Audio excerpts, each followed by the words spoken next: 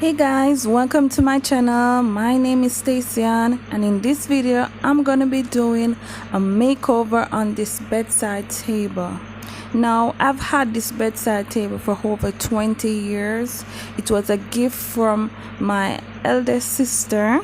She gave it to me when she was migrating to the state. This table has been in storage for some time. It was at my mom's house in the country, and there was basically nobody was using it at this point in time, so I went for it. And as you can see, it's in a really bad state. Since I've gotten it, my kids have already written on it with crayon and just make it looking even worse. And so I'm gonna be transforming this bedside table here.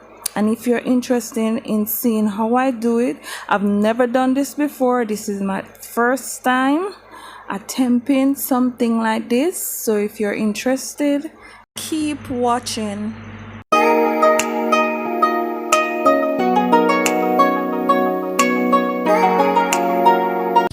Okay guys, the first thing I did was to remove the drawer handles with a screwdriver. Then I took a 180 sandpaper to start sanding down the table. Now I'm gonna be using two separate type of sandpaper in the whole process, a 180 and a 240. The 180 is a little bit more rougher, while the 240 is a bit more softer, milder. So at this time that you're seeing me sanding down this table, I'm using the 180. Okay, so after I finished sanding the table, I use this wood filler to fill in any cracks or damage that is on the table, and I just let it sit and dry for maybe about 30 minutes or more, depending on how big the crack is and how much filling you had to use. Now the instruction is on the label, but I would just let it sit for as long as you can and just let it dry, and then I went back over it and just sand it and make it just even with the rest of the table. Okay, so now I'm pouring water on the table, and I'll be sanding the table at this point with a 240 sandpaper. And a guy at the hardware store gave me this idea of pouring water on the table and sanding it down while it is wet. You don't put any soap to it, just pure water. And at first when he told me, I was thinking, nah, I wasn't gonna do that. I don't know about that. But then when I actually tried it, boy, did it make a world of difference.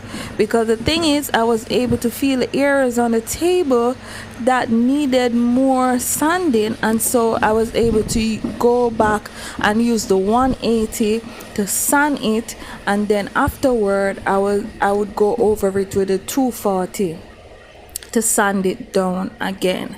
And so the guy at the hardware store knew what he was talking about.